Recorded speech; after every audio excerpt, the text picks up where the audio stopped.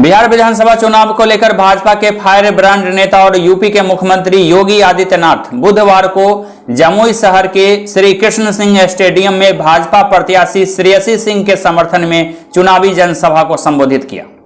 आप सबने इससे पूर्वाहन में ही दिखाया है,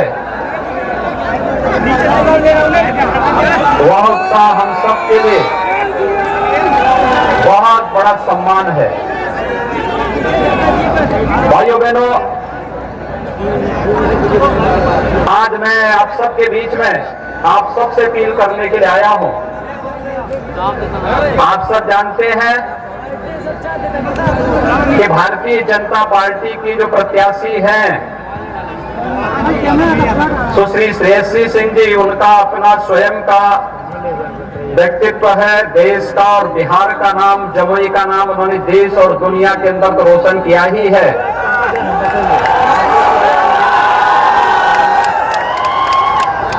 लेकिन उनके पूज्य पिता राजा दिग्विजय सिंह जी लोकप्रिय सांसद के साथ साथ भारत सरकार में मंत्री भी रहे थे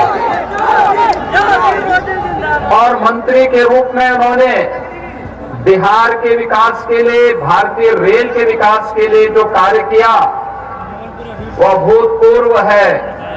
आज वे हमारे बीच में नहीं है, मैं उनको विनम्र श्रद्धांजलि अर्पित करता हूं और आप सबसे ये अपील करने के लिए मैं आया हूं कि अपने बिहार की इस बेटी को पूरे सम्मान के साथ उनके पूज्य पिता के नक्शे कदम पर चलने के लिए, विकास के लिए जिस समर्पण भाव के साथ उनके पूज्य पिता ने, उनकी पूज्य माता ने उन्हें विकास के लिए, बिहार के उत्थान के लिए जो संस्कार दिए हैं, उसमें बिहार के और खासतौर पर जमुई विधानसभा क्षेत्र की जनता का मोहर लगना चाहिए।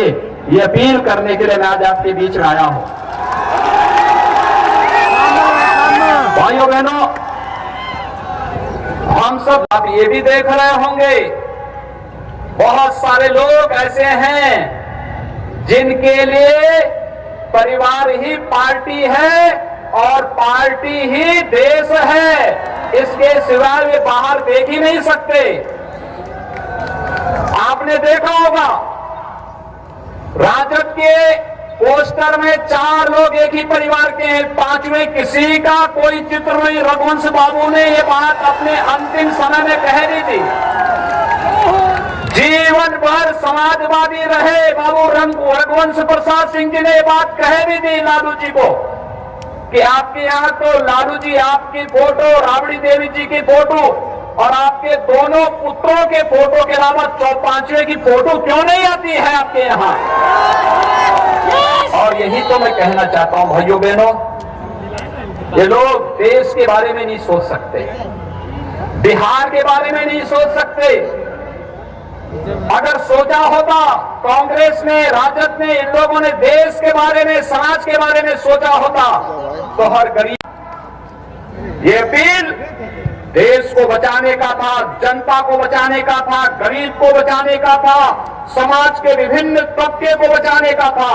और इस महामारी के दौरान भी जब दुनिया सोच ही रही थी क्या करना है, प्रधानमंत्री मोदी जी ने लॉकडाउन की घोषणा की और लॉकडाउन के साथ ही गरीब कल्याण पैकेज की घोषणा भी कर दी। भाइयों बहनों, मुझे आश्चर्य होता है पिछले लगातार अप्रैल माह से और गरीब को मुफ्त में राशन देने की व्यवस्था प्रधानमंत्री मोदी जी के कारण देश के अंदर प्रारंभ हुआ। रसोई गैस का निःशुल्क सिलेंडर मिलेगा, इस दौरान वह भी संभव हो पाया। जरूर लगाएं, क्योंकि बचाव ही इसका वर्तमान में सर्वोत्तम उपाय है। यह अपील आप सबसे, मैं विनम्र अपील आप सबसे भी कर रहा हूं। हम सब जानते हैं पिछले 7 महीने से पूरा देश कोरोना से जूझ रहा है। 135 करोड़ की आबादी के देश में जिस मजबूती के साथ भारत ने कोरोना के खिलाफ लड़ाई लड़ी, जिस मजबूती के साथ प्रधानमंत्री मोदी जी के नेतृत्व में हम लोग लड़े, आज उसका परिणाम है कि दुनिया की बड़ी बड़ी महाशक्तियां, चाहे वो अमेरिका हो या यूरोप के तमाम बड़े बड़े देश, जो पस्त हो गए कोरोना के सामने, भारत मजबूती के साथ इस लड़ाई को लड़ करके अपनी जनता को सुरक्षित करने में सफल रहा। प्रधानमंत्री मोदी जी के प्रति हम इसके लिए आभार व्यक्त करते हैं। मोदी जी ही उसके हकों का, उसे उसका हक दिलाने का कार्य कर रहे हैं। देश की माताएं और बहनें समझ रही हैं कि प्रधानमंत्री मोदी जी के कारण ही आज उन्हें सम्मान मिल रहा है, और देश का नौजवान भी जान रहा है कि देश में नौजवानों का हित भी प्रधानमंत्री मोदी जी के कारण ही सुरक्षित है। कांग्रेस क्या कर रही है? अभी कांग्रेस के एक नेता का बयान आपने पढ़ा होगा, सुना होगा। वह पाकिस्तान की तारीफ कर रहे हैं। इस समय दो ही लोग पाकिस्तान की तारीफ करते हैं, या तो राहुल गांधी या ओवैसी। मान रहे हैं ना? क्या इन दोनों से देश के हितों की कोई कल्पना करते हैं क्या? क्या ये देश का हित करेंगे? इसीलिए लोग क्या बोलते हैं उन्हें?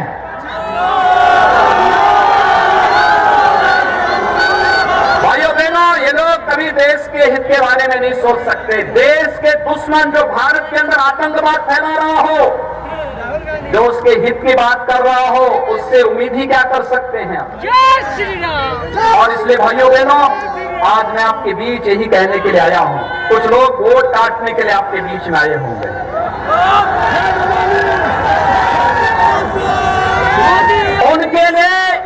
उनके लिए देश का हित नहीं, उनके लिए बिहार का हित नहीं, उनके लिए स्वयं का हित महत्वपूर्ण है।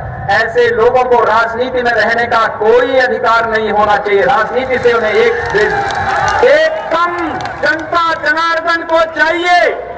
लोकतंत्र में जनता जनार्दन का स्वरूप है, और जनता को चाहिए कि ऐसे लोगों को अपना जनार्दन का स्वरूप दिखा करके राजनीति के हाशिए में फेंकने की आवश्यकता है। अन्य राज्यों से पलायन करने के लिए मजबूर होना पड़ा था।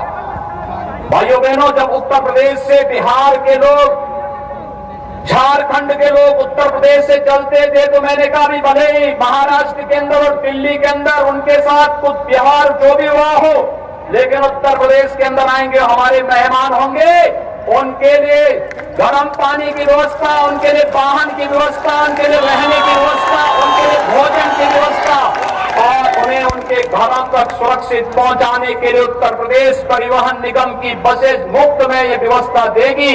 यह कार्य उत्तर प्रदेश के अंदर हम लोगों ने किया। ये हमारी ड्यूटी थी, क्योंकि बिहार की जब हम बात करते हैं तो बिहार का मतलब हमारे लिए मां सीता का मायका हो जाता है।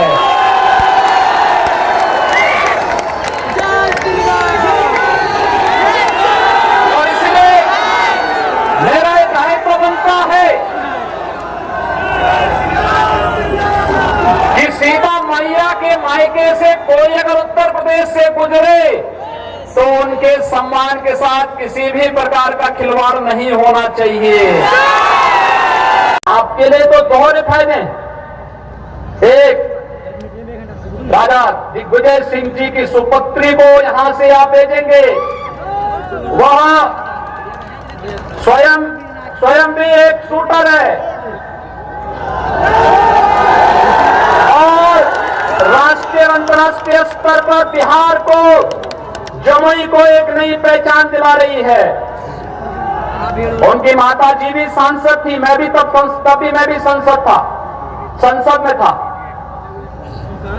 उनके पूज्य पिताजी जब सांसद थे और मंत्री थे, तब भी मैं भी सांसद था। वास्तव में विकास की जो सोच उनकी थी, उस विकास की विरासत को आगे बढ़ाने के लिए आप सबसे अपील करने के लिए विशेष रूप से मैं आज आपके बीच में यहां पर आया हूं। आप सबसे मेरी अपील है कि बिहार विधानसभा का जो चुनाव हो रहा है प्रथम चरण में 28 अक्टूबर को, कमल चुनाव चिन्ह पर सुश्री श्रेयसी सिंह जी को भारी मतों से चुनाव जिताने की आप सबसे अपील करने के लिए मैं आज आपके बीच में यहाँ पर उपस्थित हुआ। योजना उन्हीं के समय में मिल गई होती, इन लोगों के पास विकास की कोई सोच नहीं थी। ये लोग विकास नहीं चाहते थे, गरीबों का उत्थान नहीं चाहते थे। 2004 से लेकर 2014 तक कांग्रेस नेतृत्व की सरकार रही, लेकिन भाइयों बहनों इन्होंने विकास नहीं किया। राजद उसमें सहयोगी था, इन्होंने विकास नहीं किया। लेकिन एक एक घोटाला पे घोटाला होता गया, देश को बेचने की स्थिति में इन लोगों ने पहुंचा दिया। 2014 में हम देश की जनता का अभिनंदन करते हैं जिन्होंने प्रधानमंत्री के रूप में मोदी जी का अभिषेक किया, और मोदी जी ने आने के बाद पूरे देश के अंदर योजनाएं देनी प्रारंभ की, बिना भेदभाव के मतदान दिया। जब मोदी जी ने मतदान दिए, देश के अंदर पिछले 6 वर्ष के दौरान 3 करोड़ से अधिक गरीबों को एक आवास मिला है। 8 करोड़ से अधिक लोगों को रसोई गैस का निःशुल्क कनेक्शन उपलब्ध कराया गया है। 4 करोड़ गरीबों को निःशुल्क विद्युत के कनेक्शन उपलब्ध करवाए गए हैं। 50 करोड़ लोगों को 5 लाख रुपए सालाना आयुष्मान भारत का स्वास्थ्य बीमा का कवर दिया गया है। ये जो योजनाएं 12 करोड़ किसानों को प्रधानमंत्री किसान सम्मान निधि का लाभ दिया गया है। ये जितना लाभ दिया गया है, क्या किसी की जाति देख करके, किसी का मत और मजहब देख करके किया गया? नहीं, जो गरीब था उसको दे दिया बिना भेदभाव के। यही है सबका साथ और सबका विकास। कोई भेदभाव किसी के साथ नहीं किया, सबको देंगे, सबका साथ और सबका विकास करने के भाव के साथ प्रधानमंत्री मोदी जी ने अपनी योजनाएं चलाई, और योजनाओं का लाभ गरीब को, गांव को, किसान को, नौजवान को, महिलाओं को, समाज के प्रत्येक तबके को देने का कार्य किया। भाइयों बहनों, जो भारत का हितैषी है वह हर व्यक्ति आज प्रधानमंत्री मोदी जी के साथ कदम से कदम मिलाकर के चल रहा है। मोदी जी से भगवान राम के भव्य मंदिर का शिलान्यास भी करा करके आ गए हैं। भव्य मंदिर का निर्माण अयोध्या के अंदर चल रहा है। 492 वर्षों की कसक को मोदी जी ने पूरा करते हुए अयोध्या में भगवान राम के भव्य मंदिर के निर्माण का कार्य भी प्रशस्त कर दिया है। और इसलिए भाइयों बहनों, आज मैं आप सबसे कहने के लिए आया हूं, कोरोना कालखंड था, मैं नहीं तो बिहार के हर विधानसभा क्षेत्र से और हर गांव से लोगों को बुलाने वाला था अयोध्या। क्या आइए अयोध्या में, अयोध्या में भगवान राम की यश और कीर्ति के अनुरूप उनका भव्य मंदिर का निर्माण भी होगा, और प्रधानमंत्री मोदी जी के नेतृत्व में भारत दुनिया के अंदर इस यश और कीर्ति को कोने कोने में पहुंचाने का कार्य करेगा। इसमें कोई संदेह किसी को नहीं होना चाहिए। और यही अपील करने के लिए आ रहे हैं कि प्रधानमंत्री मोदी जी को मजबूती प्रदान करने के लिए आवश्यक है कि भारतीय जनता पार्टी और सहयोगी दलों के नेतृत्व में जो चुनाव बिहार विधानसभा का लड़ा जा रहा है, इसमें भारतीय जनता पार्टी और सहयोगी दलों के प्रत्याशी भारी बहुमत से चुनाव जीत करके जाएं। बिहार का व्यक्ति जब उत्तर प्रदेश से गुजरा होगा, उसने एहसास किया होगा कि शासन की व्यवस्था कैसे होनी चाहिए। उत्तर प्रदेश के अंदर वो हम लोगों ने करके दिखाया था। भाइयों बहनों, आपने देखा होगा, मैं कल भी बिहार में था, और बिहार में मैं कल एक नेता का भाषण सुन रहा था। वो कह रहे थे हम लोग इतने लाख लोगों को नौकरी दे देंगे। आश्चर्य होता है मुझे। पूछना चाहिए, एक प्रश्न पूछिए कि 15 वर्षों में कितने लोगों को नौकरी दी थी। आज जो राशन मोदी जी के कारण और नीतीश कुमार जी के नाते आपको प्राप्त हो रहा है, गरीबों को प्राप्त हो रहा है। आखिर ये राशन लालू जी के शासनकाल में गरीब को क्यों नहीं मिल पाता था? जिन लोगों ने गरीबों का राशन तो खाया ही खाया, मूक जानवरों का चारा भी खा दिया है, उन लोगों से आप उम्मीद करते हैं रोजगार देंगे? भारतीय जनता पार्टी के लिए देश ही परिवार है। आपने देखा होगा जब बिहार की बेटी सुश्री शेषी सिंह जी यहां पे बोल रही थी, इन्होंने अंत में अपने भाषण के अंत में कहा, सर्वे भवन्तु सुखिनः सर्वे सन्तु निरामया, यानी सबका साथ सबका विकास। यही भाव है इसके पीछे। की शपथ ली तब प्रधानमंत्री मोदी जी ने कुछ बात कही थी। उन्होंने कहा था पहला 5 वर्ष गरीब कल्याण के लिए, अगला 5 वर्ष भारत को दुनिया की एक महाशक्ति के रूप में उत्थान के लिए। और उत्थान का रास्ता कहां से जाता है? आपने देखा होगा कश्मीर में धारा 370 हटी तो पीड़ा किसको हुई? या तो राहुल गांधी को या ओवैसी को। कश्मीर में धारा 370 हटनी चाहिए थी कि नहीं हटनी चाहिए थी? ये देश के हित में उठाया गया कदम था ना। लेकिन आखिर राहुल गांधी और ओवैसी इसका विरोध क्यों कर रहे हैं? आप इनकी मंशा को जान सकते हैं। और भाइयों बहनों, धारा 370 का हटने का मतलब, अगर जमुई के लोग भी अब चाहेंगे कि कश्मीर में हम जमीन लेकर के मकान बनाएंगे तो आपको जाइए आराम से पूरा कश्मीर घूम करके आ जाइए। अगर कहीं पाकिस्तान प्रस्त आतंकवादी कहीं भी आपको टेढ़ी नजरों से देखेगा तो भारत के जवानों की गोली उसकी आंखों को देख के अब वो आपको साथ नहीं कर सकता है, क्योंकि अब तो पाकिस्तान के प्रधानमंत्री इमरान खान भी भयभीत हैं। उन्हें लगता है कि अगर भारत के अंदर कुछ भी करेंगे तो भारत के बहादुर जवान पाकिस्तान के अंदर घुस करके कोई नया सर्जिकल स्ट्राइक को अंजाम दे देंगे। अब पाकिस्तान भी कुछ नहीं कर सकता, क्योंकि भारत अब मजबूती के साथ वैश्विक पटल पर अपनी एक नई पहचान प्रधानमंत्री मोदी जी के नेतृत्व में बना चुका है। आपने देखा होगा पाकिस्तान, बांग्लादेश, अफगानिस्तान के जितने भी हिंदू थे, सिख थे, बौद्ध थे, जैन थे, इन सबको जो वहां पे प्रताड़ित था, पीड़ित था, गृह मंत्री अमित शाह जी ने कहा कि अगर आप पीड़ित और प्रताड़ित है, भारत में शरण लिया है, हम इन्हें भारत की नागरिकता भी देंगे। नागरिकता संशोधन कानून ला करके उन्हें भारत की नागरिकता देने का कार्य किया। तो भी पीड़ा किसको होती है?